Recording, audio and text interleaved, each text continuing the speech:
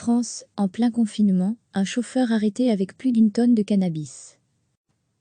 Les douaniers français ont intercepté un camion espagnol, avec à son bord 1,2 tonnes de cannabis à un péage autoroutier des Alpes-Maritimes, dans le sud de la France, preuve que les trafiquants ont encore les moyens de tenter des coups, selon les enquêteurs.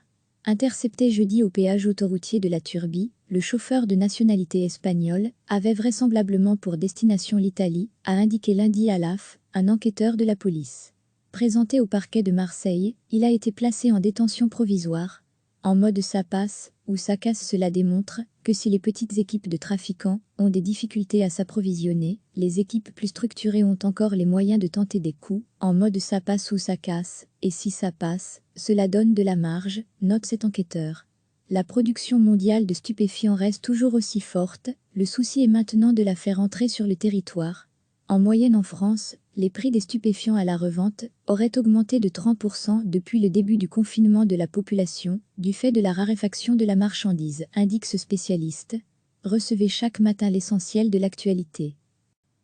Les douaniers français ont intercepté un camion espagnol, avec à son bord 1,2 tonnes de cannabis à un péage autoroutier des Alpes-Maritimes, dans le sud de la France, preuve que les trafiquants ont encore les moyens de tenter des coups, selon les enquêteurs. Intercepté jeudi au péage autoroutier de la Turbie, le chauffeur de nationalité espagnole avait vraisemblablement pour destination l'Italie, a indiqué lundi à l'AF, un enquêteur de la police.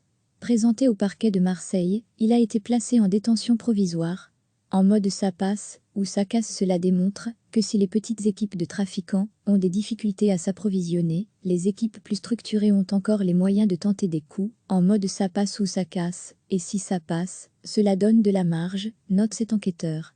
La production mondiale de stupéfiants reste toujours aussi forte, le souci est maintenant de la faire entrer sur le territoire. En moyenne en France, les prix des stupéfiants à la revente auraient augmenté de 30% depuis le début du confinement de la population, du fait de la raréfaction de la marchandise, indique ce spécialiste. Cliquez sur s'abonner pour recevoir les dernières nouvelles.